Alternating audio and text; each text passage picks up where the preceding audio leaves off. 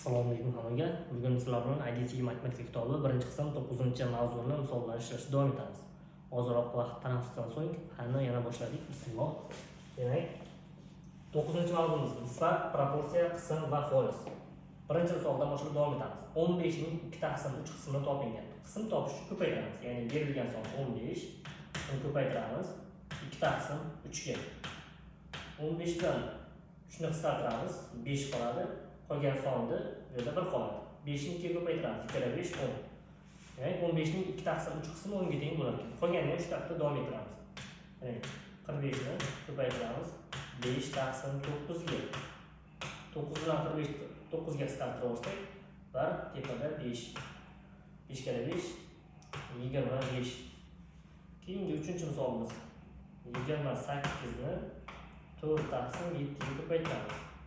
28 bilan 7 ni qisqartirsak 4 qoladi, 1 qoladi. 4 kira 4 16 degan javob kelib chiqadi. 4-misolimiz 48 ni ko'paytiramiz 3 taqsim 16 ga. 16 bilan 48 16 ga qisqartirib olsak, pastda var, tepada 3 qoladi. 3 kira 3 9 degan javob kelib chiqadi. Xo'sh.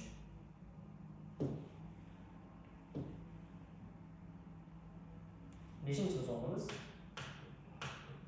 100 ning 11 taqsim 20 qismini topingan. Demak, 20 bilan 100 ni qisqartirib olamiz 20 ga, pastda var, tepada 5 qoladi. 5 ni 11 ga ko'paytirsak 55 degan javob kelib chiqadi. 6-misolimiz 380 ni ko'paytirishimiz kerak ekan 5 taqsim 19 ga. 19 bilan 380 ni qisqartirsak tepada 20, pastda 1 qoladi. 20 ni 5 ga ko'paytirsak 100. Keyingi 7-misolimiz 330 ni 5 taqsim 11 qismini topishimiz kerak.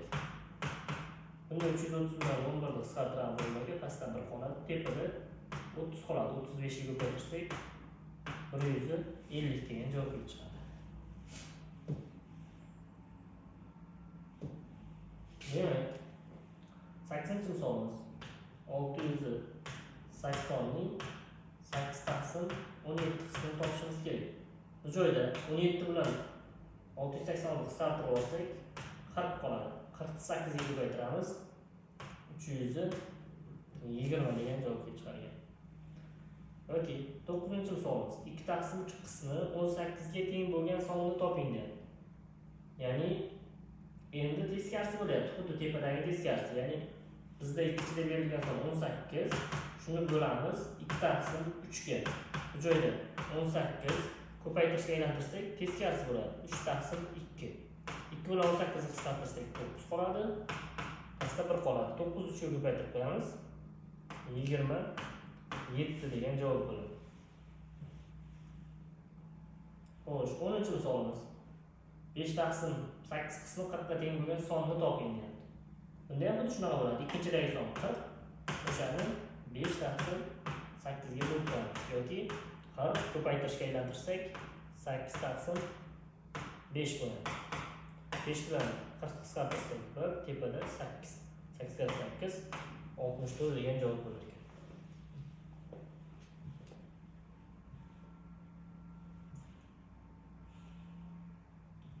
Demak, 11-misolimiz 12 ning bo'lamiz 1 taqsim 3 ga. 12 ko'paytirilgan 3 taqsim 1 yoki 3 ko'paytirsak 36 degan javob kelib chiqargan. Bunisida 24 ni bo'lamiz 4 taqsim 7 ga yoki 24 ko'paytirishga aylantirsak 7 taqsim 4. 4 bilan 24 ni qisqartirsak 6, pastda 1 qoladi. 6 kira 7 42 degan javob bo'ladi. 120 ni bo'lamiz 10 taqsim 13 ga. 120 ni ko'paytirishga aylantirib olamiz. 13 taqsim 10 ga.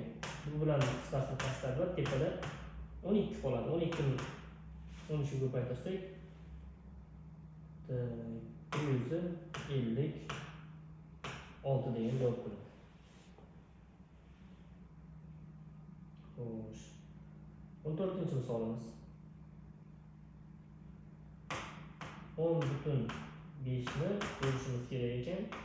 7 taqsim 12 ga. Birinchi sonni kasr ko'rishda yozadigan bo'lsak, 105 taqsim 10 ko'paytirishga aylantirsam, teskari qo'raman 12 taqsim 7. Bu joyda 105 bilan 7 ni qisqartiraman 7 ga, pastda 1 qoladi. Tepada 15. 15 bilan 10 ni qisqartiraveraman 5 ga, pastda 2, tepada 3 qoladi. Demak, 3 ni 12 ga ko'paytirsak 36 taqsim 2 degani 18 degan javob kelib chiqar ekan. Keyingi 15-chi misolimiz 121 bo'lingan 11 taqsim 7. Bu 121 ko'paytirishga aylantirsak 7 taqsim 11. 11 bilan 121 ni qisqartiramiz, 11 qoladi. 11 ni 7 ga ko'paytirsak 77 degan javob bo'lar ekan. Xo'sh. Endi foiz topishimiz kerak ekan. Aytyapti 16-misolda 45 ning 8% ni toping deyapti. Foiz qanaqa topamiz? Berilgan sonimiz 45, 8% ni topish uchun uni 8% ga ko'paytirib 100% ga bo'laveramiz. 100% ga bo'laveramiz. Demak, ikkalasini ko'paytiradigan bo'lsak, qisqartiraveraylik shu joyda. Bu bilan buni 5 ga qisqartiraveramiz. 5 ga qisqartirsak, pastda 20 qoladi, tepada 9 qoladi. Demak, qolgan sonni yozamiz. 9 ko'paytirilgan 8, soddaroq bo'lish uchun yozyapman. Taqsim 20. 20 bilan 8 bilan 20 qisqartiramiz 4 ga. Pastda 5 qoladi, tepada 2 qoladi. Demak, 2 kere 9 18, mahrajda 5 qildim. Bo'lib oladigan bo'lsak, 3,6 degan javob kelib chiqadi. Ya'ni 45 ning 8% 3,6 ga teng bo'ladi. Keyingisida xuddi shunaqa ishlaymiz. 360 ni 25 ga ko'paytirib 100 ga bo'laveramiz. 360 ko'paytirilgan 25 foiz taqsim 100 foiz bo'ladi. 25 bilan 100 ni qisqartirsak, pastda 4 qoladi. Demak, 360 taqsim 4 bo'ladigan bo'lsak 90 degan javob kelib chiqadi bizda. 18-chi misolimiz 80 ni 20% ga ko'paytirib 100% ga bo'laveramiz. Bu joyda mana bu ikkita nol bilan pastdagi ikkita nol qisqarib ketadigan bo'lsa 16 degan javob kelib chiqadi. 19-chi misol 400 ning 0,5% ni toping. Demak, 400 ko'paytirilgan 0,5 taqsim 100% degan foiz. Endi mana 400 bilan 100 ni qisqartirsak 4 qoladi. 4 ni 0,5 ga ko'paytiramiz. 4 ko'paytirilgan 0,5 degani 2 degan javob kelib chiqadi. 20-chi misolimiz 20 ning 40% ni toping deyapti. 20 ko'paytirilgan 40% taqsim 100%. Buni ikkita nol bilan 100 ga ikkita nol qisqarib ketadigan bo'lsa 4 kere 2 8 degan javob bo'ladi. Keyingi 5,6 ni 120% ni toping. 5,6 ko'paytirilgan 120 taqsim 100. Xo'sh, buni ko'paytiradigan bo'lsak ikkalasini bir-biriga 56 ko'paytirilgan 12 bo'ladi. 56 ni 12 ga ko'paytirsak tak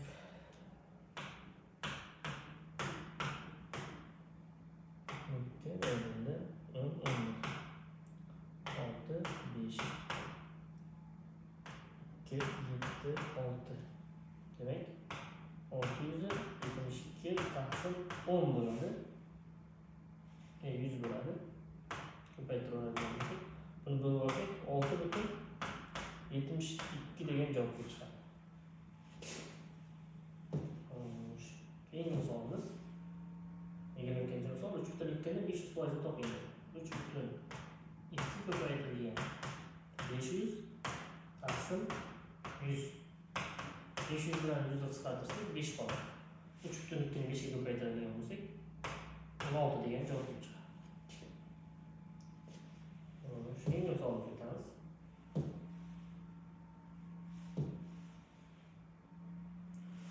Yigirma uchinchi misolimiz. Sonning 5% 20 ga teng bo'lsa, sonning o'zini toping. Demak, yozamiz. Tenglarni boshlaylik. 5% 20 ga teng. Foiz tagiga foiz yozamiz. 100% x ga teng deb olamiz. Proporsiya qilamiz. Buni bu tomonga ko'paytirib yozamiz. Buni bu tomonga ko'paytirib yozamiz. Demak, 5 ko'paytirilgan x barobar 20 ko'paytirilgan 100 yozib oldik. Endi buni bunga ko'paytirib, buni bo'lib olamiz. 5 ko'paytirilgan x barobar buni bunga ko'paytirsak 2000. 5 bu yoqqa bo'lishga bo'lsa, 2000 ni 5 ga bo'lsak 400 degan javob chiqadi. 24-misolimiz. Sonning 4% 10 ga teng bo'lsa, sonning o'zini toping.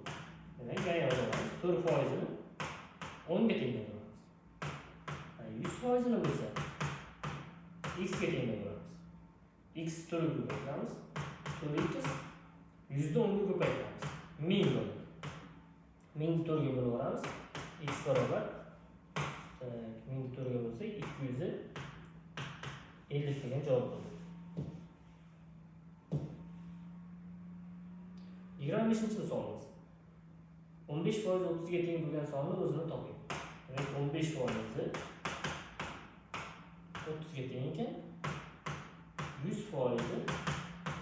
x ga teng bo'ladi. Demak, 15 x ko'paytirilgan 100 ni bunga ko'paytirsak 3000 bo'ladi.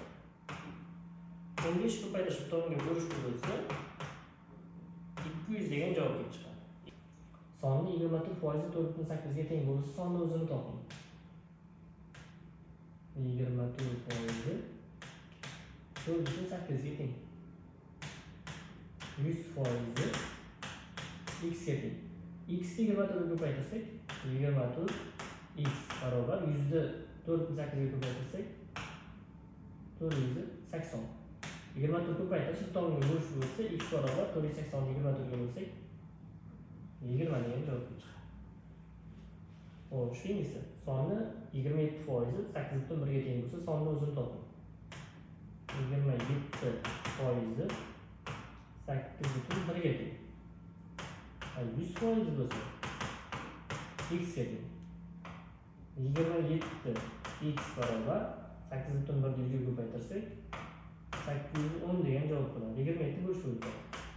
X barobar 40 degan javob bo'ladi bunda. Xo'sh, 28-misolimiz. Sonning 120% 44 ga teng bo'lsa, sonni o'zini toping. 120% 44 ga teng. 100% bo'lsa x ga teng. 120 x barobar buni bunga ko'paytirsak 4400. Buni 0 bilan buni 0 ni sarf qilib olamiz. Buni bunga bo'lsak x barobar xo'sh 120 teng bo'ladi.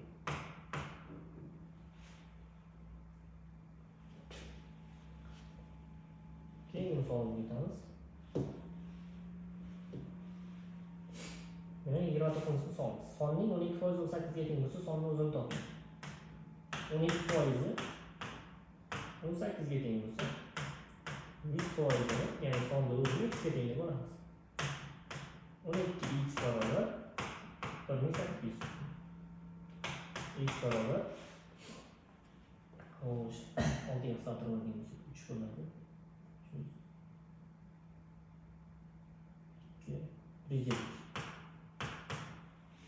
150 degan javob chiqadi. Keyingi misolimiz 30-si. Sonni 32% 1024 ga teng bo'lsa, sonni o'zini toping. 32% 1024 ga teng. 100% x ga teng. 100%. Demak, 32x barobar 1024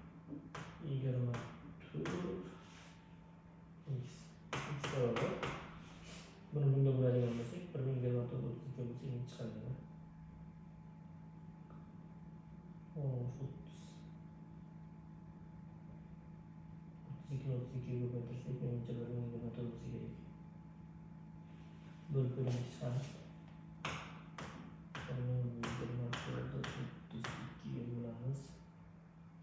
Qaytarib 3 beraveramiz. 96 bo'ladi. Ayirsak 6 4 2 beradi.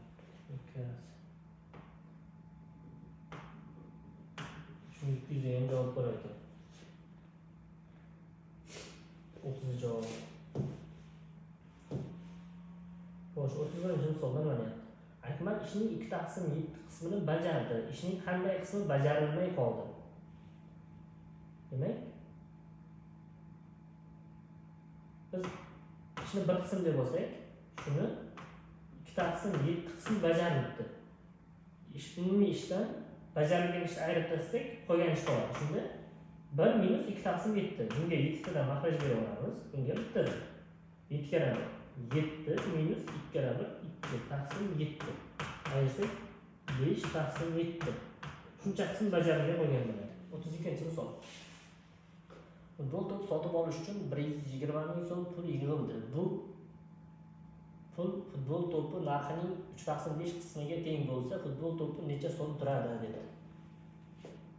Xo'sh. Demak, umumiy futbol to'pini narxini x deb olamiz. Shuni 3/5 qismi yig'ilibdi. O'sha yig'ilgan pul 120 ming so'm ekan. 120 ming so'm. Shuni topsak, mana bu futbol to'pining umumiy narxi. Buni bu yoqqa bo'lishga o'tkazamiz. X barobar 120 bo'lingan 3/5. Buni ko'paytirishga aylantirib tashlasak 120 ko'paytirilgan 5/3. Bu bilan buni qisqartirsak 40 bo'ladi. 40 ni 5 ga ko'paytirsak 200 ming bo'ladi. Bu to'pning narxi 200 ming bo'ladi. Keyingi misolga o'tamiz. Boshlaydi. O'quvchi kitobning 3/8 qismini o'qib tugatdi. Agar kitob tugashiga 160 bet qolgan bo'lsa, kitob necha betdan iborat? Umumiy kitob betini x deb olamiz. O'shani 3/8 qismini o'qib tugatibdi. Shunda 160 bet qolib ketibdi. Shuni ikkalasini o'qib tugatilgani va qolgani umumiy kitob betiga teng bo'ladi. Umumiy kitob beti x edi, bu o'qib tugatilgani, bu qolgani. Demak, shu tenglarni hisoblaymiz. Buni bilan ko'paytirsak 3x degan. 3x/8. Buni nari tomonga o'tkazamiz. 160 barobar x minus 3x/8. Bunga 8 tadan makhraj beramiz, bunga 1 tadan beramiz. Davom ettirib ishlasak 160 barobar 8x minus 3x. 8x dan 3x ayirsak 5x/8 bo'ladi. Endi bu joyda proporsiya qilamiz. 8 ni tomon ko'paytirib 5 ga bo'laveramiz. Shunda x barobar 160 ko'paytirilgan 8 taqsim 5. Nima uchun bunaqa yozganim tushungan bo'lsangiz kerak. 8 ni tomon ko'paytiraman proporsiya qilib 160 ko'paytirilgan 8 5 x ga ko'paytirish bo'lgani uchun makhrajga bo'lish bo'lib tushadi. Yani x barobar bu bilan buni ikkalasini qisqartirib oladigan bo'lsa 5 ga pastda 1 qoladi. Tepada 32 qoladi. 32 ko'paytirilgan 8 degani 256 degan javob bo'ladi. Keyingi misolimizga o'tamiz. 34-misolimiz. Diskdagi fayllarning 2/7 qismidan nusxa olindi. Agar nusxa olinmagan fayllar 20 giga bo'lsa, qancha fayldan nusxa olingan? Demak, umumiy diskdagi fayllarni x deb olamiz. Shuni 2/7 qismidan nusxa olindi. Agar nusxa olinmagan fayllar 20 giga bo'lsa, qancha fayldan nusxa olingan? Demak, bu nusxa olingani, bu olinmagani jami fayl x. Endi buni yana ishlaymiz. 2 ni x ga ko'paytirsak x bo'ladi. Bu tomonga ayirishib o'tadi. Bu tomonda 20 qoladi. Barobar x minus mana bu ayirishib o'tgan 2 x taqsim 7. Bunga 7 tadan makhraj beramiz, bunga 1 tadan makhraj beramiz. Ishlasak 20 barobar 7 x minus 2 taqsim 7 degan javob. Endi davomini mana bu joyda ishlaymiz. Xo'sh. Ayirsak 20 barobar 5x taqsim 7. 7 ni ko'paytirib 5 ni bo'lishga o'tkazamiz. Shunga x barobar 20 ko'paytirilgan 7 taqsim 5. Bu joyda 5 bilan 20 ni qisqartirib olamiz. 4 qoladi. 4 kere 7 28 degan javob kelib chiqadi. Jami fayl 28 giga ekan. 28 giga. Nusxa olinganini so'rayapti bizdan. Umumiy 28, nusxa olinmagani 20, nusxa olingani 8 gigabayt bo'ladi.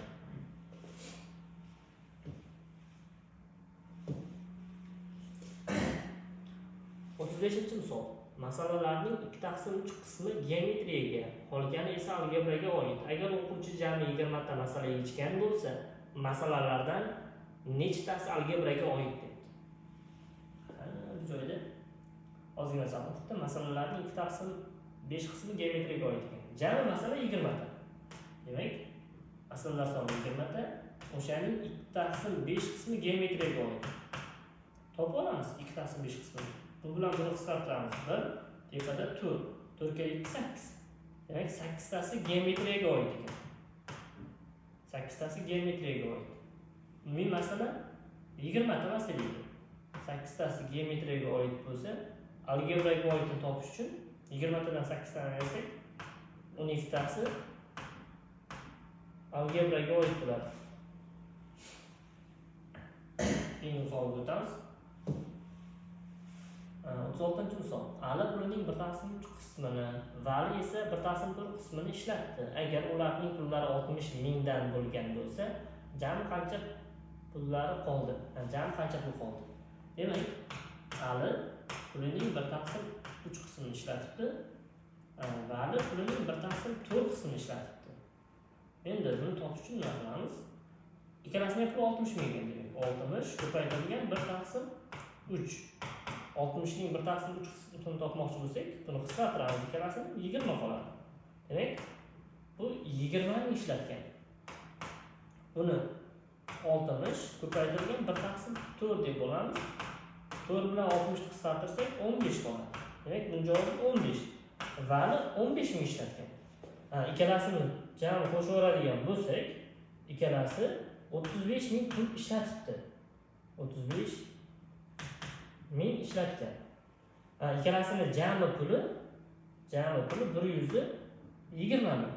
Ishlatganini ayirib tashlaymiz. Ya'ni 35 mingni ayirib tashlaydigan bo'lsak, 85 ming puli qoladi. 85 ming puli qoldi ikkalasini. 37-misol. 37 nima deyapti? Birinchi kuni ishning 1/3 qismi, ikkinchi kuni esa 1/4 qismi bajarildi. Ishning qanday qismi bajarilmay qoldi? Demak, buni ishni A deb olamiz. Ishning 1/3 qismi birinchi kuni, ikkinchi kuni o'sha ishning 1/4 qismi bajarildi va qancha ishdir qoldi? X ish qolib ketdi. Va hammasi umumiy ishga teng bo'ldi, ya'ni A ga teng bo'ldi. Endi buni topishni qilamiz. Mana buni ko'paytirsak A/3, A/4 bo'ladi. Narigi tomonga ayrishib o'tkazamiz. Bu tomonda x qoldi barobar A minus A/3 minus A/4 bo'ladi. Umumiy maxraj 12 bo'ladi. Bunga 12 tadan beramiz. Bunga 4 tadan, bunga 3 tadan. 12 A minus 3 A minus 4 A taqsim 12. Ayrib oladigan bo'lsak, 5 A taqsim 12. Qanday qism bajarilmay qoldi desa, 5 taqsim 12 qism bajarilmay qolgan bo'ladi. Keyingi misol 38-si. 50 ning 2 taqsim 3 qismiga 30 ning 5 taqsim 6 qismini qo'shing. Demak, 50 ning 2 taqsim 5 qismiga qo'sharkanmiz 30 ning 5 taqsim 6 qismini. Böyle 5 bilan 50 qisqasi 10 qoladi. 12 ga ko'paytirsak 20. 6 bilan 30 ni qisqartirsak 1 qoladi, tepada 5. 5 ni 5 ga ko'paytirsak 25. Jami 45 degan javob chiqadi. 39-misol. Maoshning avval 1/3 qismi, keyin 1/4 qismi ishlatilgandan keyin 2.500.000 so'm pul qolgan bo'lsa, maosh qancha bo'lganini aniqlang. Demak, maoshni m harfi bilan belgilab olamiz. Birinchi 1/3 qismi ishlatilibdi. Keyin o'sha maoshning 1/4 qismi ishlatilibdi va qolgan pul 2.5 million ekan. Va bu umumiy maoshga teng. Xuddi tepadagi misolda ishlaymiz, ya'ni 37-misolda edi. Maosh taqsimi 3, maosh taqsim 4 ni nari tomonga nisbat o'tkazamiz. Bu tomonda qoladi. 2.5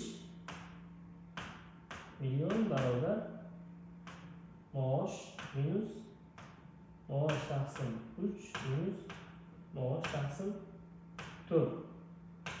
Buni mahraj berib qo'yaylik ishlasak, bunga 12 ta, bunga 4 ta, bunga 3 tadan mahraj beramiz va oxirida javobimiz kelib chiqadi. 5 maosh taqsim 12 bo'ladi. Endi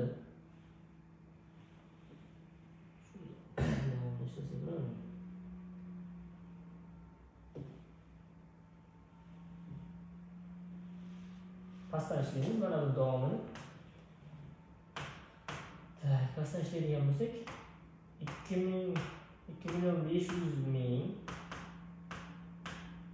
barobar 5 maosh taqsim 12. 5 bilan buni qisqartirib olsak, bu yerda 500.000 qoladi. 500.000 qoladi. 12 ni proporsiyaga ko'paytirib olamiz. Demak, maosh barobar 500.000 ko'paytirilgan 12. Bu 6 million degan. 6 million. Mana shu javob bo'ladi. 6 million. Buni o'chiramiz endi.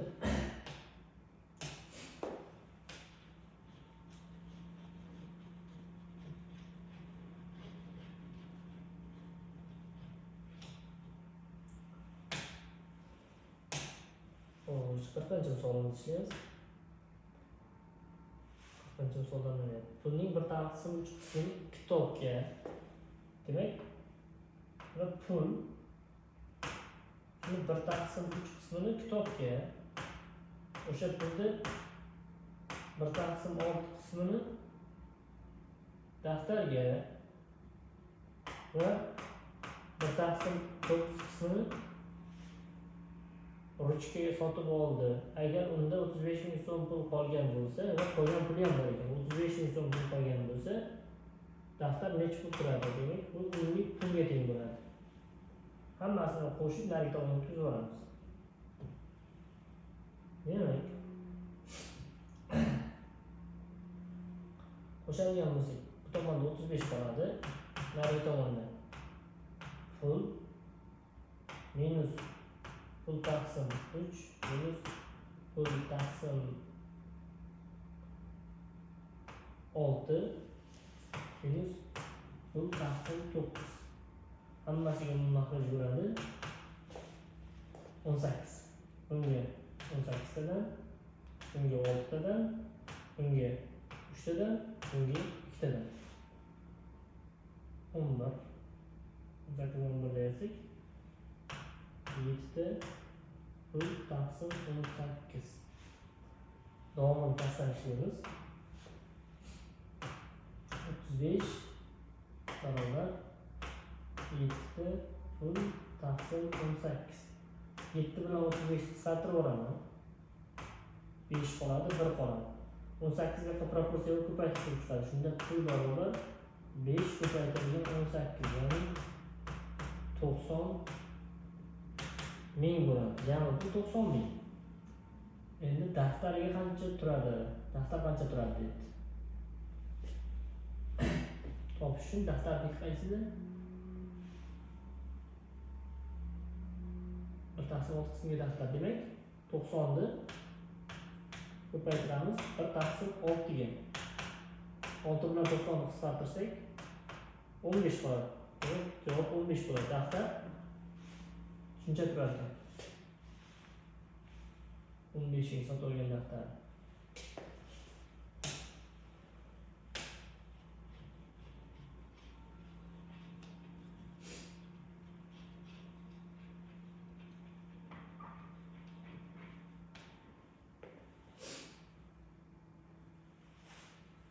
Birinchi misol 200 betli kitobning 20% o'qib tugatildi. Necha bet o'qilmay qoldi?